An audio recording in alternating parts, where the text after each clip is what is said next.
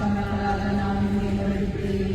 ಈ ಕಣ್ಣೀರ ಕಣ್ಣೀರಿಗೆ ಬಹಳ ಸಂಕಟದಿಂದ ಅರ್ಥಪಡಿಸುತ್ತೇವೆ.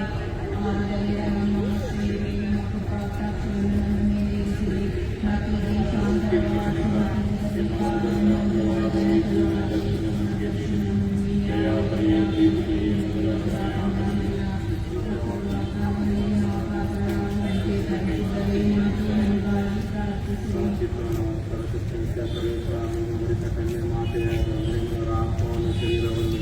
ಪವಿತ್ರಾತ್ಮದ ಸಹಾಯದಿಂದ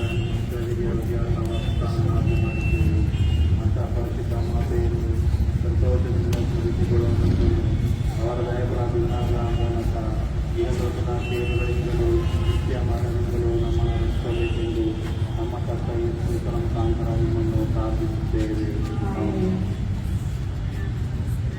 ಪವಿತ್ರಾತ್ಮರ ನಾಮದಲ್ಲಿ ಆಮೆನ್.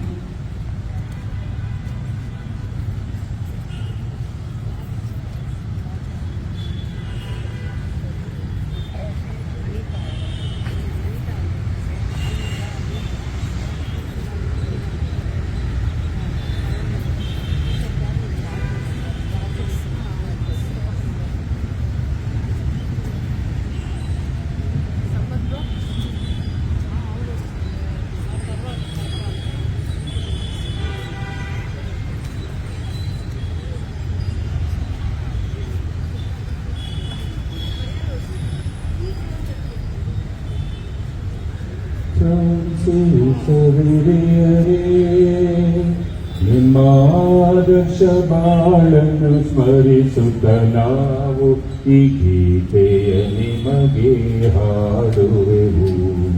ಫ್ರಾನ್ಸಿಸ್ ವೇರಿಯರೇ, ನಿಮ್ಮ ಆದರ್ಶ ಬಾಳನ್ನು ಸ್ಮರಿಸುತ್ತ ನಾವು ಈ ಗೀತೆಯ ನಿಮಗೆ ಹಾಡುವೆವು. ಫ್ರಾನ್ಸಿಸ್ ವೇರಿಯರೇ, ದೇಹವು ನಿಮ್ಮಯ ಅಳಿಯದ ಜಗದಿ ಇರುವುದು ಭಾರತದೇ. ದೇಹವು ನಿಮ್ಮಯ ಅಳಿಯದ ಜಗದಿ ಇರುವುದು ಭಾರತದೇ. ಅಳಿಯದ ಮಾತಿನ ದೇಹವನ್ನು ಕಡು ಭಜಿಪರು ಭಕ್ತರು ಸಾಡಿ. ಓ ಫ್ರಾನ್ಸಿಸ್ ವೇರಿಯರೇ, ನಿಮ್ಮ ಆದರ್ಶ ಬಾಳನ್ನು ಸ್ಮರಿಸುತ್ತ ನಾವು ಈ ಗೀತೆಯ ನಿಮಗೆ ಹಾಡುವೆವು. ಫ್ರಾನ್ಸಿಸ್ ವೇರಿಯರೇ.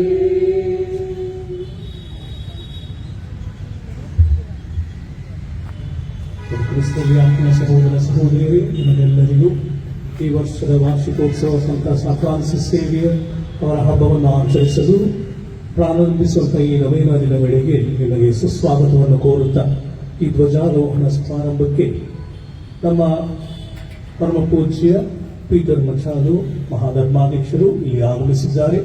ಅವರನ್ನು ನಿಮ್ಮೆಲ್ಲರ ಪರವಾಗಿ ನಮ್ಮ ರೆಕ್ಟರಾದ ಆರೋಗ್ಯರಾಜ್ ಸತೀಶ್ ಅವರ ಪರವಾಗಿ ಈ ಧರ್ಮಕೇಂದ್ರದ ಗುರುಗಳ ಪರವಾಗಿ ಅವರಿಗೆ ಸುಸ್ವಾಗತವನ್ನು ನಾವು ಚಪ್ಪಾಳೆಯನ್ನು ಕಟ್ಟುತ್ತಾ ಅವರಿಗೆ ವ್ಯಕ್ತಪಡಿಸುತ್ತೇವೆ. அன்பானவர்களே, இந்த ஒரு கொடியேற்றத்திற்கு உங்கள் அனைவரையும் வரவேற்கின்றோம். இந்த கொடியேற்றத்திற்கு நம்முடைய ஆயரான பீட்டர் மச்சாதோ அவர்கள் வந்திருக்கின்றார்கள். உங்கள் அனைவரின் சார்பாக எங்களுடைய மனமார்ந்த வாழ்த்துக்களையும் வரவேற்பையும் நாம் தெரிவித்துக் கொள்கின்றோம். We cordially welcome our most Reverend Dr. Peter Machado, who has come over here to hoist this flag on behalf of our auxiliary bishop Harikiraj, the parish clergy, the parishioners, the sisters and everybody. We cordially welcome our most Reverend Dr. Peter Machado for this flag hoisting.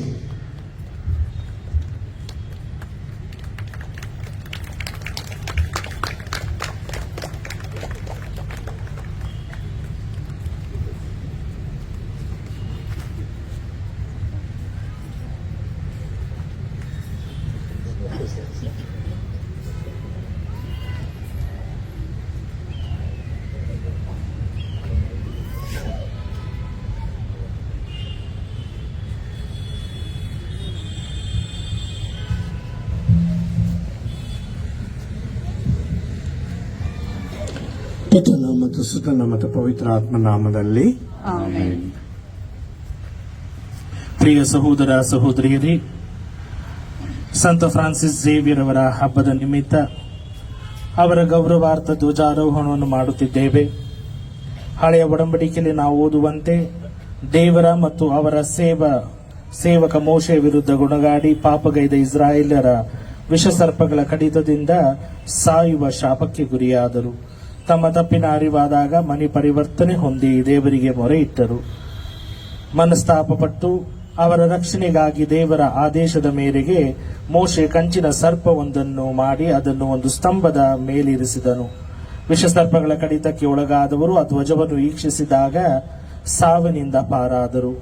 ಅದು ಪಾಪ ಮತ್ತು ನಿತ್ಯ ಮರಣದಿಂದ ನಮ್ಮನ್ನು ರಕ್ಷಿಸಲು ಶಿಲುಬೆಯನ್ನೇರಿದ ಪ್ರಭು ಯೇಸುವಿನ ಮುನ್ಸೂಚನೆಯಾಗಿತ್ತು.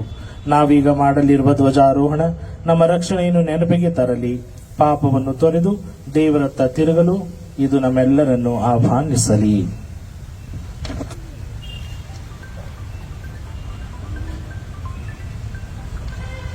ಪ್ರಾರ್ಥಿಸೋಣ. ಕರುಣಾಳು ತಂದೆ, ಪ್ರಭು ಯೇಸುವಿನ ಸಂತ ಫ್ರಾನ್ಸಿಸ್ ಅವರ ಹಬ್ಬದ ಗೌರವಾರ್ಥ ಆರೋಹಣದ ಮಾಡಿರುವ ಹಾಗೂ ನಮ್ಮ ವಿಶ್ವಾಸವನ್ನು ಸೂಚಿಸುವ ಈ ಧ್ವಜ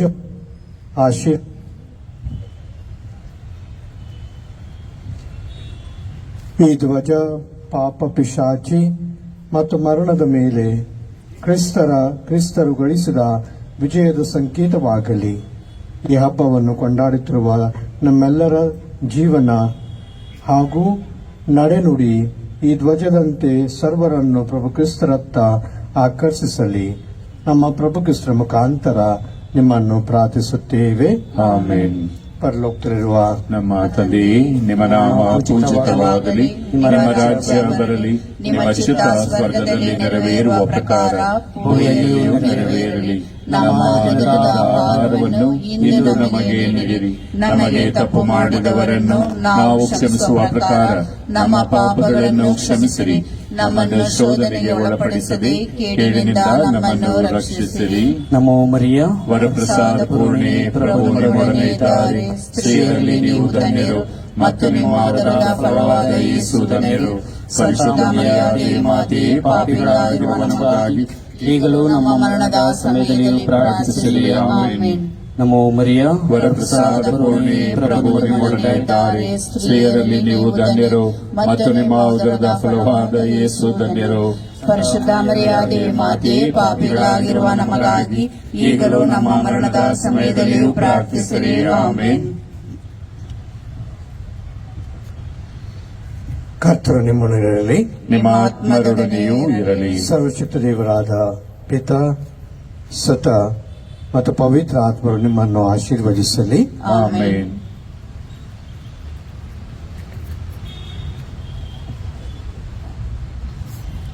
உலகெல்லாம் உனதாக்கி கொண்டாலும் உன்னான்மாவை நீ இழந்து நின்றால் அதனால் உனக்கு ஏது பயன்? என்ற உண்மையினை உணர்ந்தவரே, என்ற உண்மையினை உணர்ந்தவரே, உலகமெல்லாம் எனக்காதாயம் என வாழ்ந்தவர் மகிழ்ந்ததில்லை. ஆன்மாவே எனக்காதாயம் என வாழ்ந்தால் கவலை இல்லை. உலகமெல்லாம் எனக்காதாயம் என வாழ்ந்தவர் மகிழ்ந்ததில்லை. ஆன்மாவே எனக்காதாயம் என வாழ்ந்தால் கவலை இல்லை. அழியும் செல்வம் சேர்ப்பதா, அழியான்மாவை காப்பதா? அழியும் செல்வம் சேர்ப்பதா, அழியான்மாவை காப்பதா? இந்த கேள்விக்கு பதிலாய் வாழ்ந்தவர் யார்? அவரே புனித சவேரியா. இந்த கேள்விக்கு பதிலாய் வாழ்ந்தவர் யார்? அவரே புனித சவேரியா. உலகமெல்லாம் எனக்காதாயும் என வாழ்ந்தவர் மகிழ்ந்ததில்லை. ஆன்மாவே எனக்காதாயும் என வாழ்